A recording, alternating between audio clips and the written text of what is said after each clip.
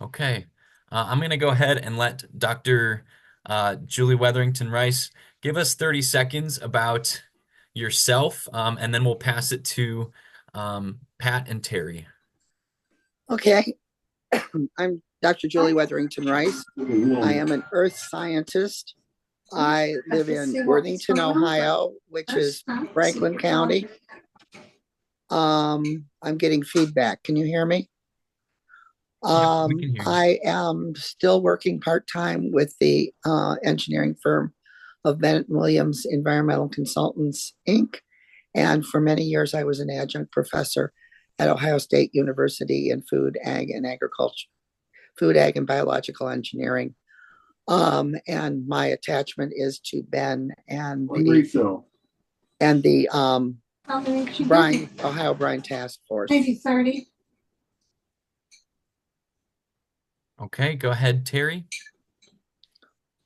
Hi, folks. I'm in Toledo, where I've been practicing law for about 45 years. Peggy, Barry, would you please mute yourself? Anyway, I have been practicing for a long time, have done a great deal of environmental work and anti-nuclear work, and am having a fun retirement litigating against the reopening of the Palisades nuclear plant that first opened when I was in graduate school, which was a very long time ago. That's all. Great. Thank you, Terry. And lastly, Pat.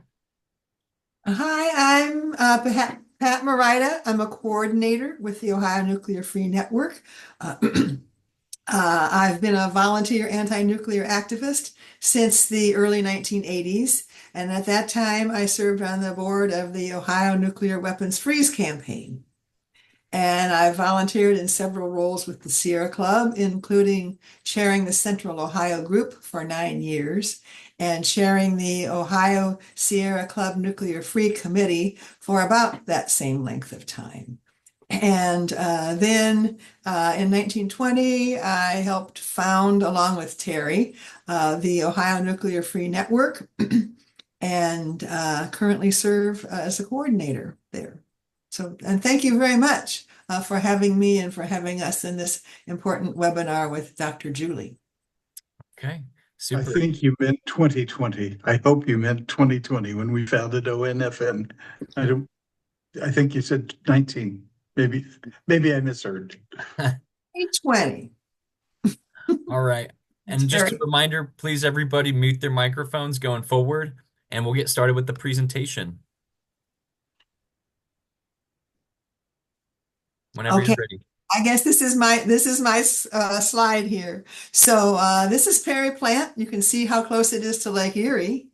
The two cooling towers there, and between them are the round buildings are the reactor buildings, and that's where the nuclear fission reaction takes place. And of course, those two cooling towers are extremely heavy. And you'll notice that the one on the left has no steam coming out of it. And that's because it was never finished. It was about 1/4 finished, I believe. And it just got too expensive. It was just, they didn't have the money to do it. And also on that first slide, I think it talked about faulty welds and some other problems that might have contributed to the excess cost. Now the cooling towers themselves are really, really heavy, and kind of surreptitiously, before they were constructed, they came in and they snuck in tens of thousands of tons of concrete underneath there. To shore up those cooling towers. And Julie will explain why that is. Next slide, yes. So the plant is from the Reagan era technology, and actually nuclear technology has not advanced that much since then. The cost was $7.4 billion, and that was 11 times the estimate.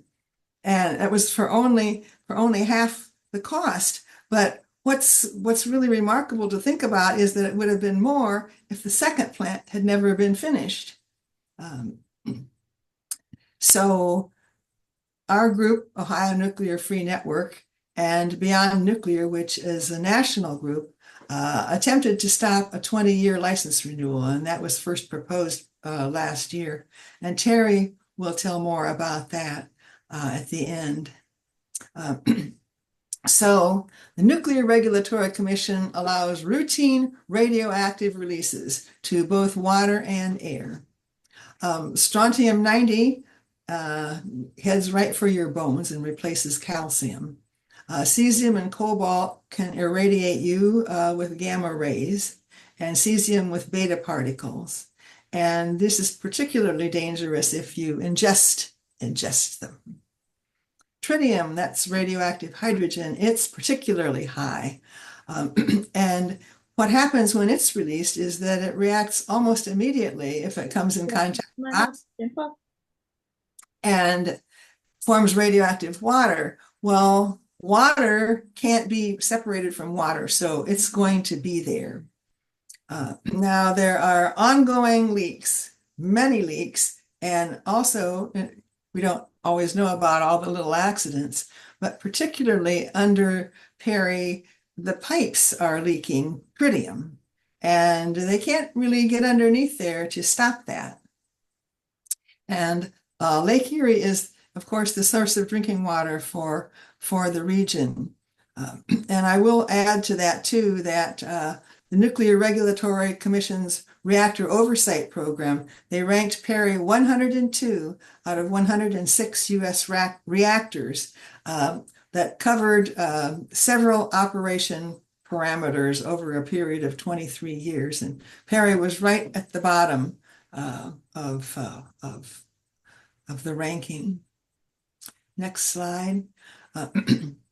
So the NRC, Nuclear Regulatory Commission, and they continue to give waivers on inspections, on maintenance, on upgrades, on repairs, and most recently on emergency planning. So, well, I guess it don't have to worry anymore about an emergency. And so we've put together over the years and tried to add up some of the exemptions that Perry was given. And there's a link to it, and I think you'll be able to find that in some of the materials that Anton will send after this is over. We have a link to them in case you want to see all 23 of these. So since Perry was built, the Nuclear Regulatory Commission has allowed serious changes in all three of these things: nuclear fuel, how it's manufactured and stored, and its storage. So they've okayed high burnup fuel, and now that burns longer and it burns hotter, and of course the waste is much hotter. So the old fuel, the original fuel, was somewhere between 3 and 5% enriched, and the high burnup is somewhere between 7 and 8%, and this is approximate. But when it comes out of that fuel pool, it's hotter, and they don't presume that it's going to take any longer to cool than the regular waste. So that's a really strange presumption to many of us. So when it's go back to that slide, if you would, please. So the fuel itself, when it is used, goes into wet storage first. Fuel pools, it's underwater. And these are dangerously overcrowded, and the NRC has continued to permit up to 5 times as many fuel rods as these pools were designed to hold. And the NRC has also permitted and licensed thin canisters, and these are only about 5/8 inch thick. Some are actually only 1/2 inch thick. And these are for dry storage of used fuel. These canisters cannot be opened, really. They would have to be, one has never been opened that's been filled. It would have to be, use a welder to get it open, and that wouldn't be a good idea. They can't be inspected inside or outside. They can't be opened if there's a easily, certainly, if there's a problem inside and don't know what's going on inside, and they can't be monitored either. So next slide. So this is a picture of the canisters and the fuel pool. So above is the thin canister. You can see that it's not nearly as thick as the one below, which those are required in Europe, the thick casks. And then the fuel pool, when the fuel first comes out. This one is an empty fuel pool. The little squares you see in that and also in the thin canister is where the fuel assemblies go. So after that, so then it would be filled with water and sealed over until it's opened again during a next fuel replacement. So that's my last slide. Hi, it's Julie. This is probably my most important slide, and so I'm going to read it to you and then explain it to you. The current NRC environmental reviews look at what the plant's impact is on the environment. They do not look at what the environment's impact is on the plant. And the underlying assumption is that all sites are basically cookie cutter. They're all the same. But of course, in reality, they're all different and all have different and unique limitations. Now, how did we get to this? Well, the facility property was probably bought in the 70s or 80s. They would have gone to a local real estate firm who would be looking for a sizable portion of land, and it would need to be away from the surrounding communities, and it would need access to the lake. And so they found this piece of land. The firms that would be doing the design on this site would be national firms. You don't hire the local engineering firm to build a nuclear reactor. And so they would have people that were civil engineers, that were mechanical engineers, and structural engineers. They might have somebody that was a geotechnical engineer, but not necessarily. And they wouldn't be located in Cleveland. They'd probably be located in Washington, D.C. or someplace like that. So they wouldn't come out and look at the site. They would hire a local survey crew out of Cleveland who would come out and they would survey the area and they would draw up a plan map of it, a topographic map of the area, and they would ship it off to the engineering firm. And the civil engineers would sit down and figure out where they were going to put the utilities and how they were going to lay it out. And they would hand it to the structural engineers and the geotechnic and the mechanical engineers. And the structural engineers would say, oh, well, we need some geotechnical information. We need borings here, here, here, here, and here. So they'd send the plans back to a firm in Cleveland that did geotechnical borings. They'd send the crew out to take the borings. Maybe they would have a young geotechnical engineer along to log the holes, or maybe not. And then they would take it back to the lab and they run the labs there. And they're looking for strength to hold up the buildings. That's what they're looking for. That's all they know to look for. And they send the information back. And it's possible that the people that were involved in the original design and layout and building of this site never were on the site at all.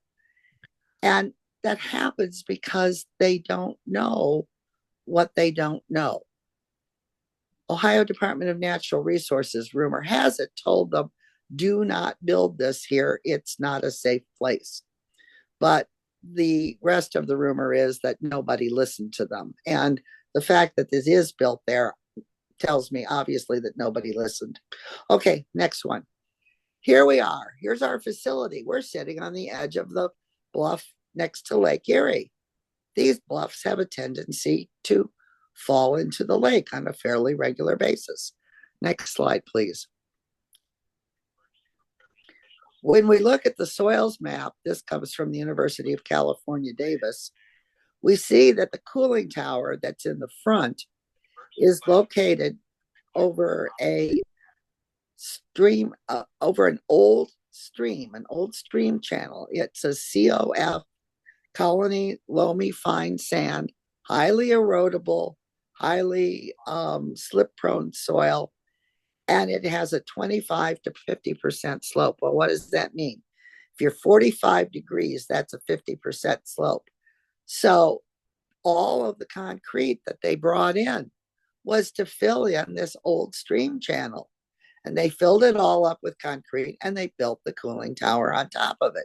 And nobody thought that that might be a problem. Next, please. When you look at the material that the bluff's made out of, it's mostly made out of glacial aged material from the Wisconsin glaciation, the last round of glaciation of the Pleistocene. It's got a glacial till on top of the bedrock, and it's the Ashtabula glacial till.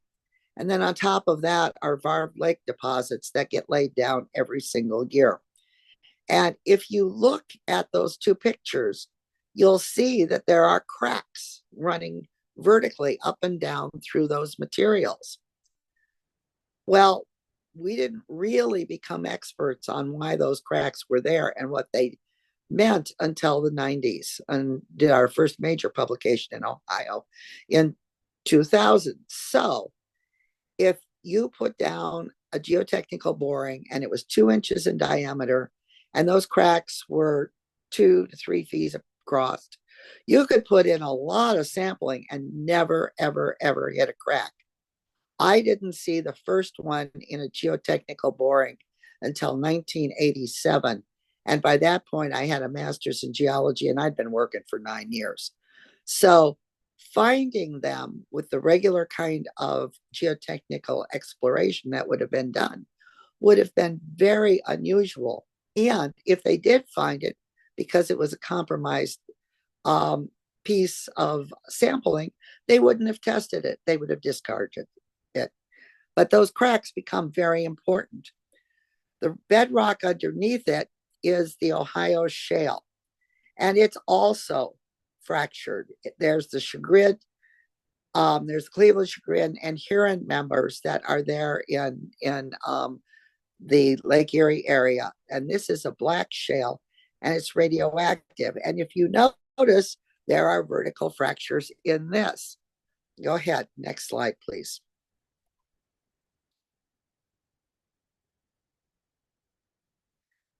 Black shales are carbon rich and they're full of heavy and radioactive metals.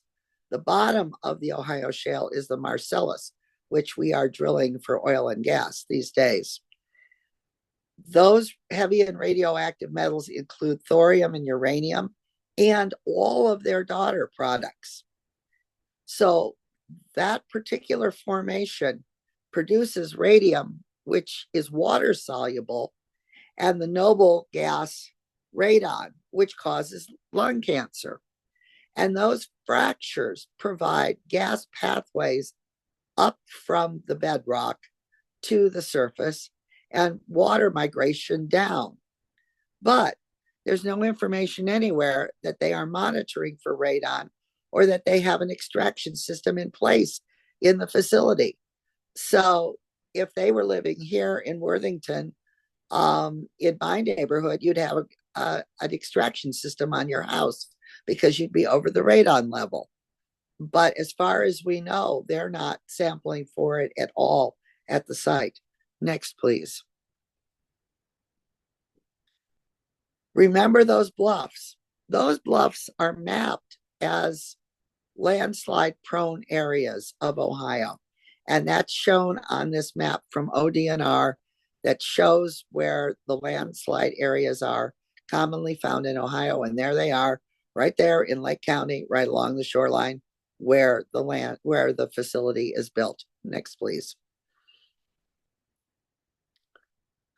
These bluffs are subject to overland floodwaters from high intensity storms.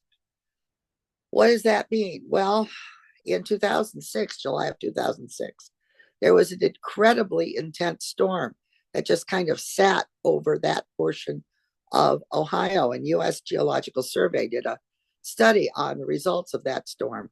There were over 11 inches of rain fell at the Paynesville Water Treatment Plant weather station, which is just down the beach from the Perry plant.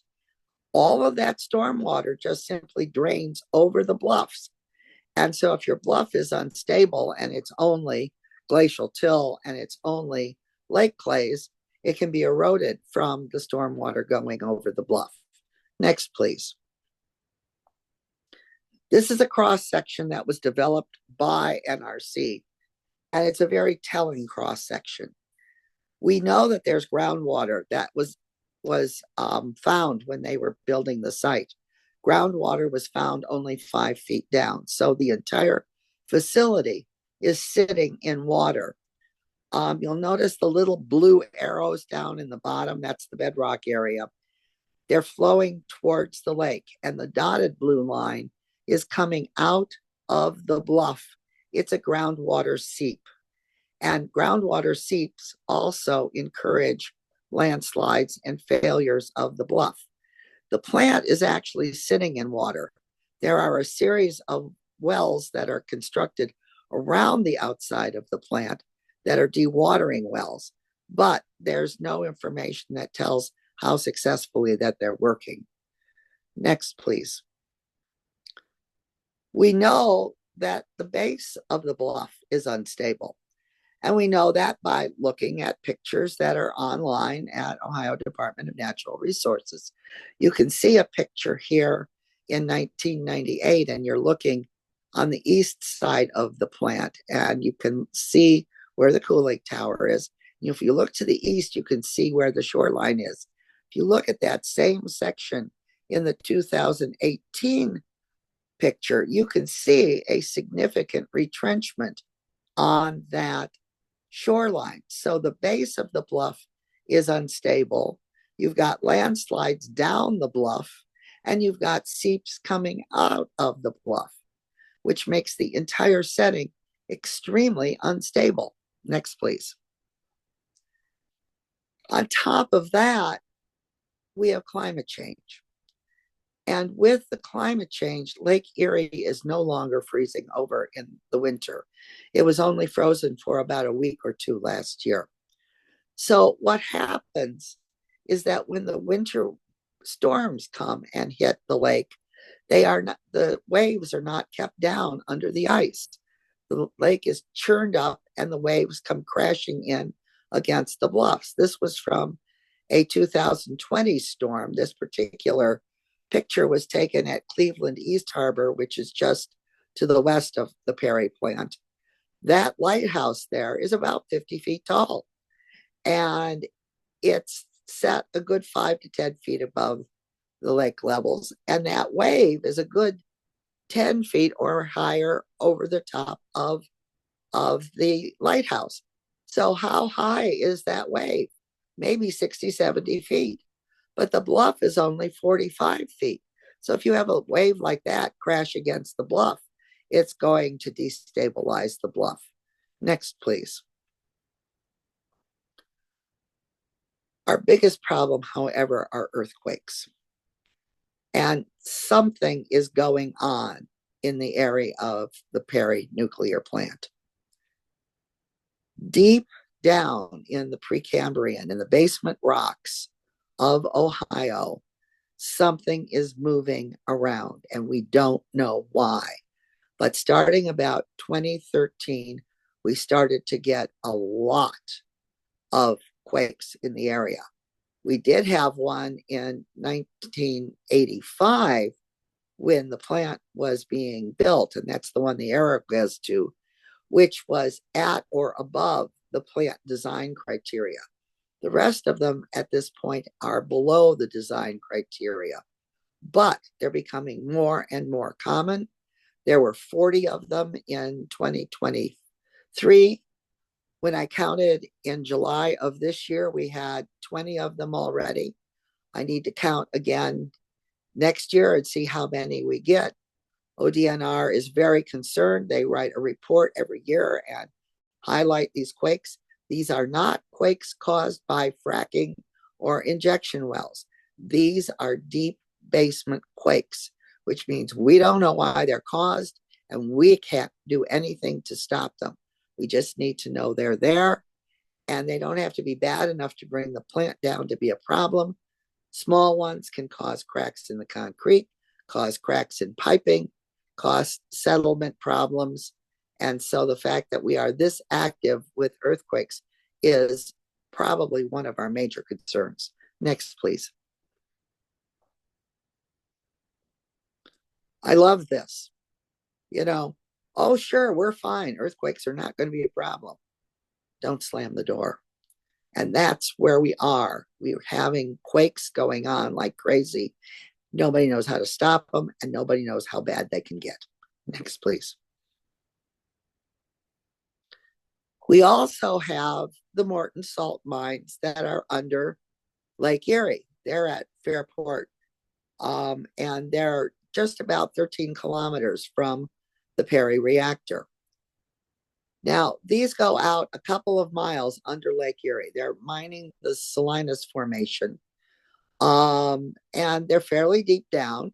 They're below the Ohio Shale, but we keep quaking in the area. And at some point in time, these mines can be breached and the lake water can come flooding in. When that happens, the lake water will dissolve the salt formation. That salt formation continues under Perry Nuclear Power Plant. Now, they brag about the fact that no one's allowed to remove the salt under their property. But if the formation gets flooded, it really doesn't matter. The water's going to go where the water's going to go, and it will dissolve. And when it dissolves, it can destabilize from below. Next, please. They're storing all of the spent fuel rods on the site. What does that mean? Well, the NRC says that the radioactive half-life of those spent fuel rods is 24,000 years. And they think it takes about 10 to 20 times that 24,000 years before those fuel rods are no longer going to be a problem. Well, where are we going to be in 24,000 years? That's a good question. 24,000 years ago, the Perry site was under 1 to 2 miles of continental glacial ice. If we go back 10 times that, that's 240,000 years. That puts us into the pre-Illinoian. If we go back 20 times, that's 480,000 years. And we know that we had something like 18 different glacial periods during the Pleistocene, which is the last 2 million years. So how many times was that site covered with ice in the last 480 million years? Many times. How secure do you think those dry casts and those wet casts and those buildings are going to be? Next, please. The story for the fresh fuel rods is even worse. They use uranium-235 to be the fuel for the fresh rods. The radioactive half-life for fresh fuel rods is 700 million years. Again, how many half-lives does it take for those rods to be safe? Well, nobody has told us. But if you go back 700 million years, you're in the Precambrian. And Ohio in the Precambrian was under an ocean with only unicellular life. And those pictures there are pretty much the only things that were living in that ocean. So we aren't even going to be around in the future for as long as it takes for one half-life, let alone multiple half-lives. If you think about how much change we had since we went that far back in the past. Next, please. This is the area that Connie was talking about. This is the area of radioactive fallout and exposure that the NRC says, if anything goes wrong, this is the area we have to be careful of. Canada is telling us that's 50 miles. So that's going to be less than 100 kilometers. Canada is now telling us they really would like it to go to 100 kilometers, which, as you can see, puts us west of Cleveland, practically to Akron, almost to Youngstown, into Pennsylvania, and touching the north shore of Lake Erie. 100 kilometers will put us into Canada. It's a large area that can be affected. Can something like this happen? Well, have you heard of Chernobyl? Yes, it can. Next, please. So when we look at this, we have to realize that there's no place on Earth that has been stable long enough to store these materials if the site were decommissioned, because no place has been in one place as long as those half-lives are. So if they haven't been in that place long enough for the half-lives in the past, how can we assume that they're going to be there for the half-lives in the future? We can't. So the site will be in the lake long before this site will be safe. And if we do decommission it, then we've got a real problem because we've got no place else to put it. Although some places would be better than sitting on the lake bluff. Okay, and I think that's my last slide. All right, I'm turning it over to Terry.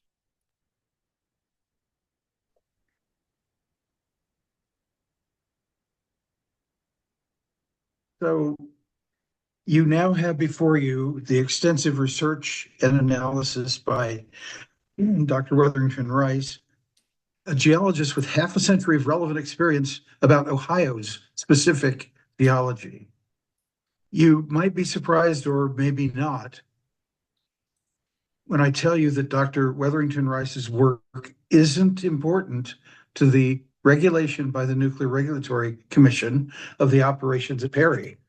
According to the NRC, an earlier version of her current report that was drafted last year by Dr. Weatherington-Rice could not be addressed in the 20-year license extension request made by First Energy on behalf of Perry. That's a 20-year extension from 2026 to 2046. A dramatic fresh look at the geology and seismic stability of Perry is what Julie was offering the NRC. Compiled 50 years after the 1974 beginning of construction, raising urgent questions about plant safety and urgent questions about such ancillary things as radiation naturally occurring that might be emanating up through the underlying geology to the plant area. But that wasn't germane. Her perspective, shaped by better scientific understanding, better tools, and more geological history than was available in the 1970s, or actually the late 60s when they were commencing site selection. So her contribution, which, make no mistake, is an intellectual legacy that we intend to make very clear in the records of the NRC, but it can't be used by the NRC to disturb the licensing basis that they established when they granted operating license capability in about 1982 or 3. So understand that other things may be glacial and frozen in time, and the NRC's findings are one such topic. The findings that they made in the late 70s, early 80s, which comprised the so-called basis for licensing operation, is immutable and cannot be attacked in a license extension proceeding. The presumed life, in the early 80s, the expectation was that the plant would operate for 40 years. Sometime in the 1990s, the industry was swept by the notion of, well, things are going so very well that we can now get persuade the NRC to grant extensions up until a 60-year limit. And Next slide, please. I'm sorry, Anton, thank you. So we made a request in the course of our petition to intervene. The Ohio Nuclear Free Network moved to become a party to the license extension proceeding. We were denied it. Among other things, we raised the issue of the seismic and geological factors that Julie has very cogently described to you. Basically, the NRC said, we can't consider this in a license extension proceeding. And in fact, you're really trying to disturb a long settled conclusion by the agency that the geology is sufficient to allow the plant to be built and to operate, as I said, for up to 60 years. All that is left to us, the only avenue of recourse to raise the fundamental issue of whether the plant should continue to operate, is what's called a 2.206 petition. That refers to a section of the NRC regulations where it's sort of a complaint box. Anyone with any particular concern about any aspect of a nuclear power plant may file a 2.206 petition.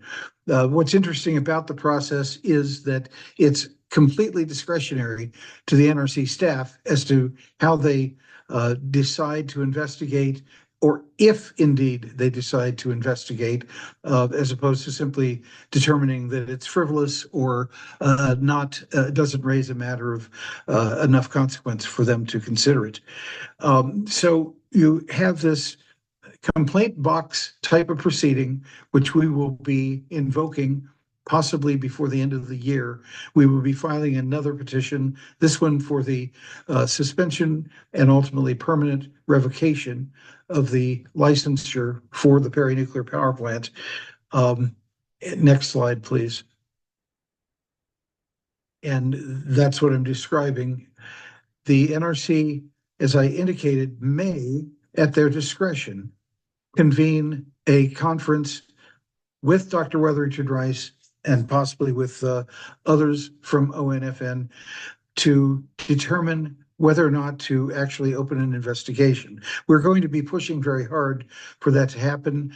I would like to think at this point that the concerns she raises are pretty solidly documented and more than sweeping in terms of talking about potential geological concerns.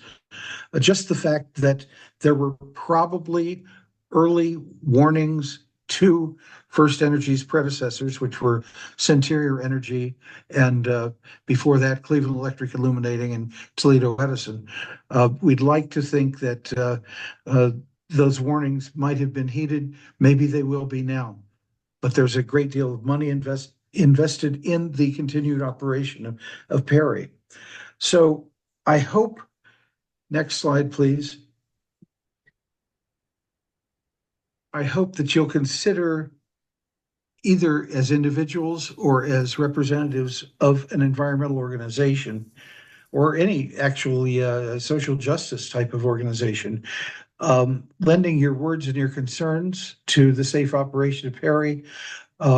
Hopefully, we'll be more than welcoming anyone's indication that either as an individual or again as an organization that they would like to be sign-ons to the 2.206 petition, the complaint box petition that we're going to be filing.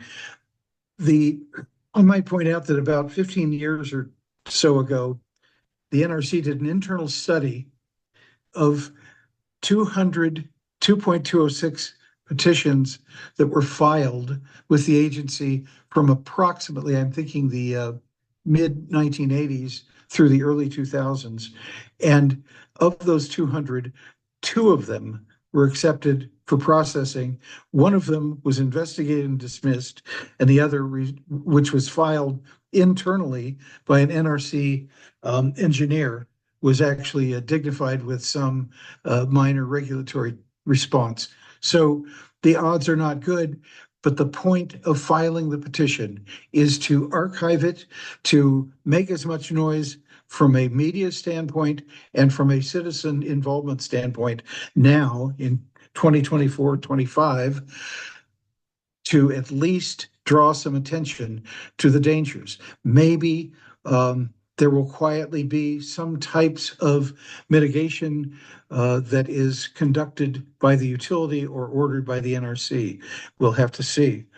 But this is it's simply amazing that no matter how mediocre a nuclear plant's operating record, environmental or safety issue performance, the NRC, in I think something on the order of 75 to 80 license renewal requests, has not denied a single one. So we are continuing to publicly oppose the 20-year extension through 2046 that Perry is seeking. And we have been excluded from our issues will not be addressed by the NRC in the course of their relicensing decision. And to the extent that we will be heard, it will have to make as much as we can of the 2.206 process. So I think at this point, Anton has a few comments. Thank you all. Everybody, please give your presenters a hand for finishing right at time also. We're at 7:45. We're going to have 15 minutes for Q&A. This is the context for the presentation, but I want to go back just a slide. This is my first time really getting acquainted with nuclear power at the Buckeye Environmental Network. But there are some other radioactive concerns in Ohio that I work on that are radioactive or otherwise toxic. And so there's incident reports from the state of Ohio, Department of Natural Resources of spills of radioactive oil and gas waste brine. There's injection wells where this waste stream of the oil and gas industry is injected into the ground and has proven to leak into various places like production wells, but also drinking water wells. We spread this waste on roadways as a de-icer and dust suppressant. And there's oil and gas waste processing facilities that have tracked this technologically enhanced radioactive waste out of the facility and into the public right of way. And there's also plastic incineration and your own community issues that we don't know about, but we would like to know about. So please stay in contact with us. If you'd like to learn more, you can reach out to any one of these people. But please check out our website at Buckeye Environmental Network, benohio.org and onfn.org. So with that, I'm going to scroll to our meeting chat. Does anybody have any questions, would like to raise their hand?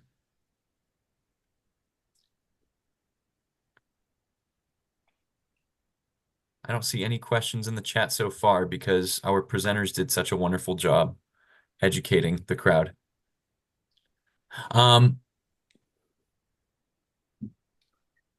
I would just like to clarify that when I did my first report, I did not specifically indicate that every single piece of information I got was coming from Ohio Department of Natural Resources or the U.S. Geological Survey. The second report that has just been finished and will go in with this filing literally is page after page after page after page, picture after picture after picture after picture of information that they have on their websites, and anybody could use it. So this is not my opinion. This is coming from the agencies who have been working on this. USGS has been around since right after the Civil War. The Ohio Geological Survey actually goes back to 1840. So I think they know what they're talking about. Any questions? Any clarifications needed or anything of that nature? Go ahead, Lorraine. Go ahead.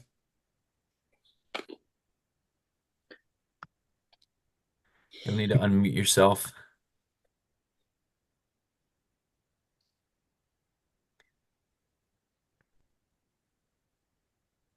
While we're waiting for Lorraine to unmute, Dr. Peggy Berry asks, uh, Dr. Julie Weatherington-Rice, how unstable is the ground under Perry? It's very unstable. There were 40 earthquakes last year, and there were 20 by July of this year. And there is no place else in Ohio where there are those numbers naturally occurring. So it's the most unstable location naturally in the entire state. You get those kinds of earthquakes in the fracking area, but this area isn't being drilled and fracked. Okay. Thank you, Dr. Julie. And I see Lorraine, you got your Zoom to unmute. Go ahead, ask your question, and then I have a few more coming in the chat. Yes, I have a couple of questions. One is, so with the 2.206 petition, the goal there is to get the petition supported and created to the NRC to raise awareness. Is the goal also perhaps to litigate if they do not move on this? The problem is that the litigation track is extremely weak. Basically, you can appeal the NRC's determination, but again, of the 6 or 7 different 2206 appeals I've seen, not one of them was dignified by a court. And essentially, the complaint would be that, see, the problem is they can agree to review Julie's work and simply conclude that there's nothing there. There's nothing there to for the NRC to have to actually deal with.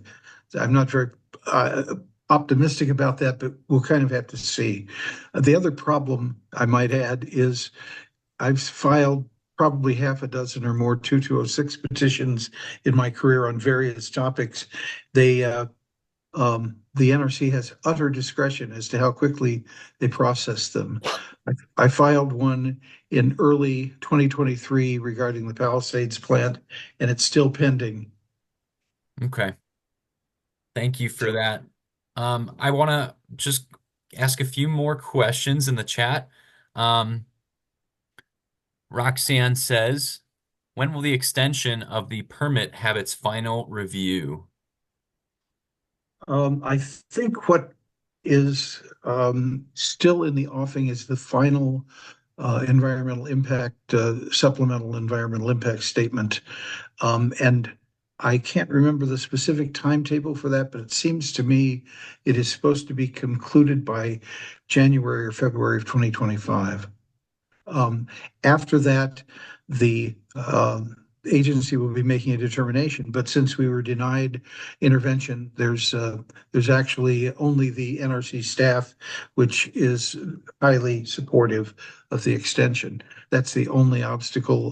They will undoubtedly recommend the 20-year extension. Connie, I saw your Connie's also part of ONFN. Go ahead and give us the skinny on your comment you just posted. I put this in the chat, but I just wanted to emphasize, as though this isn't depressing enough, there was a spill that the Energy Harbor in a corporation called Vistra own and operate the plant now. It's no longer, First Energy doesn't own it anymore. They got rid of it. But they put out what's called an event notification. It's not very specific. We won't get the specifics on this particular event for a while. I don't know exactly when. But there was a spill of cobalt 60 and manganese 54, which are 2 radionuclides, supposedly from a cask. I'm presuming what they call a low-level radioactive waste cask. The older a reactor is, the more likely there are to be these leaks, these accidents, these spills.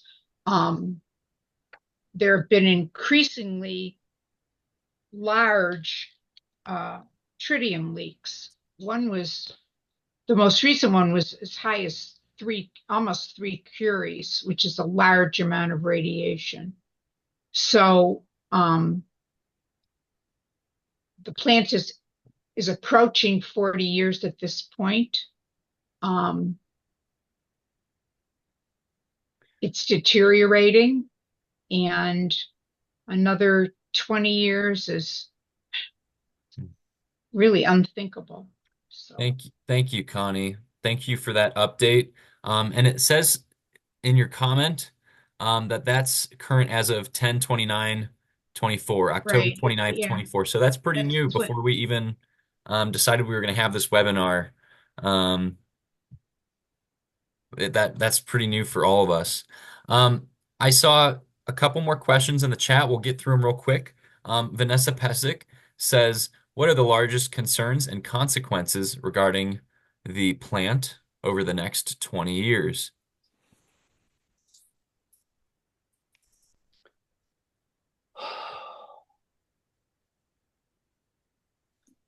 Well, mine would be that there's a real possibility of destabilization of the site. If they had built the plant a half a mile back from the bluff, I wouldn't be so concerned.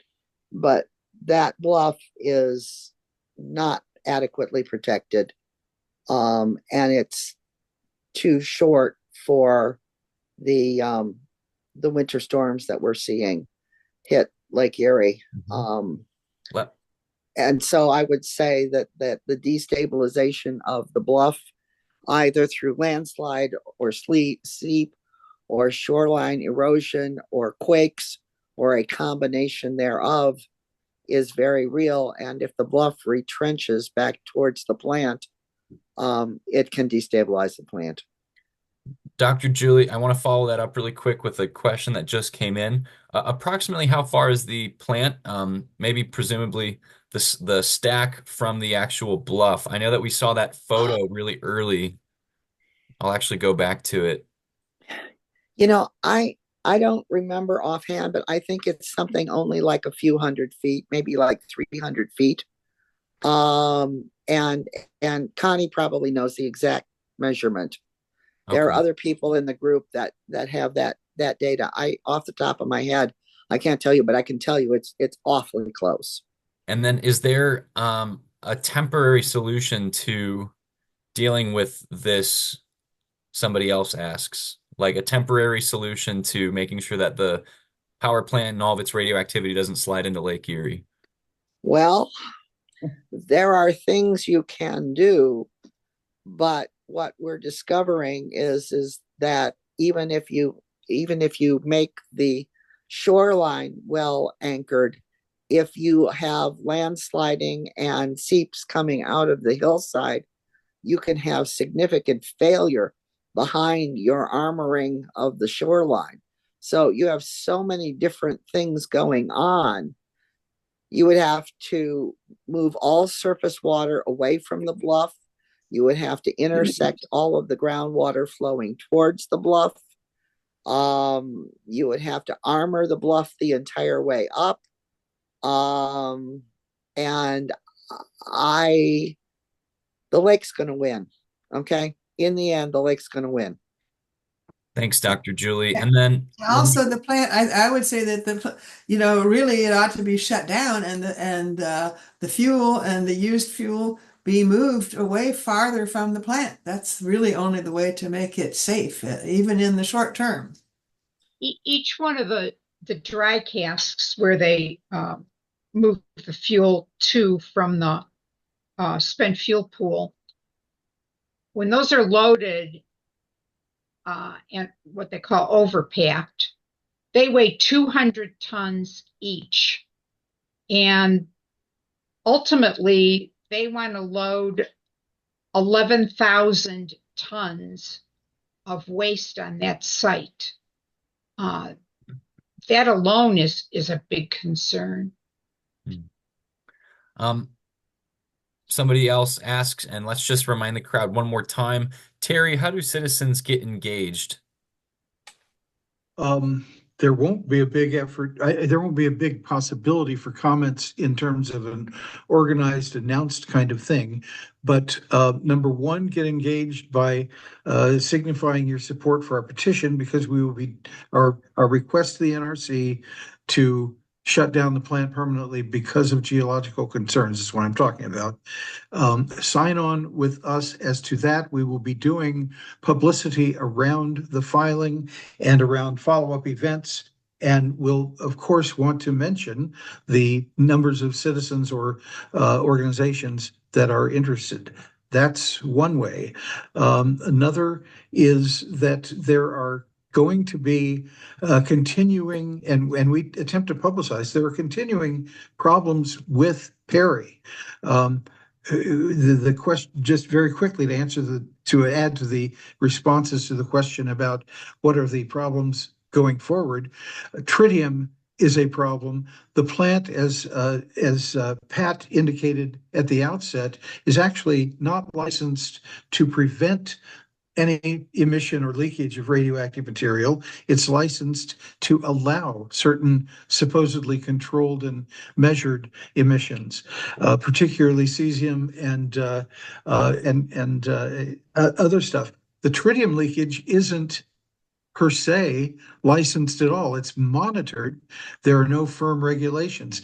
The reason I say these things is when radiation is emitted into a body of water, it doesn't quickly biodecay like a lot of pollution does. Even oil slicks, things like that break down over a comparatively short period. But when you're talking, as Julie was mentioning, when you're talking in half-lives, the half-life of cesium is, I believe, something on the order of about 35 years or 40 years. But what that actually means is it takes about 11 to 12 times that period of time before something decays to a harmless background level. So cesium takes 300 to 400 years to decay down to a so-called safe or background level radiation. Tritium is another one that will be around for a couple of hundred years before it is safe. And so you're talking about waterborne radiation that is very difficult, if not impossible, to segregate in drinking water intakes. You're talking about people fishing, skiing, swimming, eating fish from, et cetera, et cetera. Well, Anyway. I have just one more question for the group from Tom Schock in the chat. Can we monitor the groundwater to determine that it is contaminated with radiation? That would wake people up. It's Yeah, it's go ahead. monitored on site.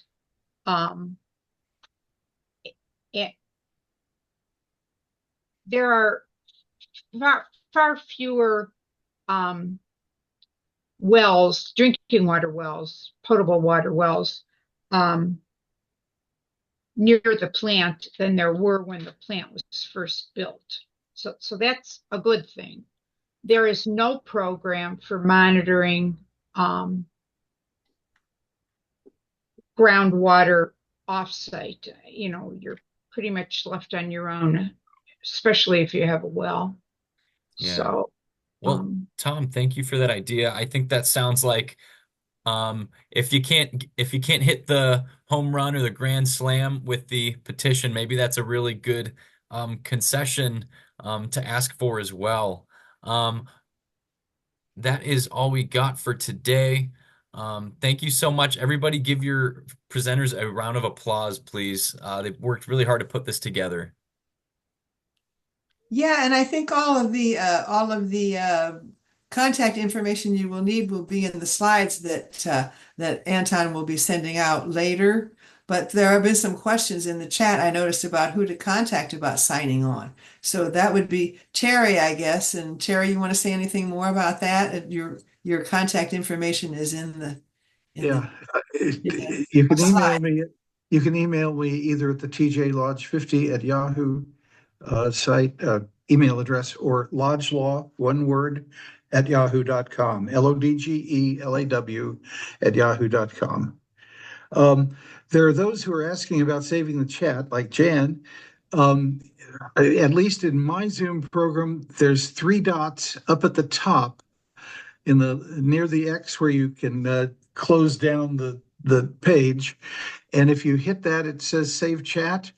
You can save it for yourselves. I am saving it. If anybody has concerns about not being able to save it, email me and let me know, and I'll forward it. Okay, everyone. Thanks. We will see you next time. Please keep an eye out. Follow us on Facebook and Instagram and whatever you have, MySpace. And we'll see you guys at the next one. Thanks so much. Thanks for Thank attending. you. Thank you, Thank you. Angela. Great Thank job, presenters. Great job. Well done. Thank you.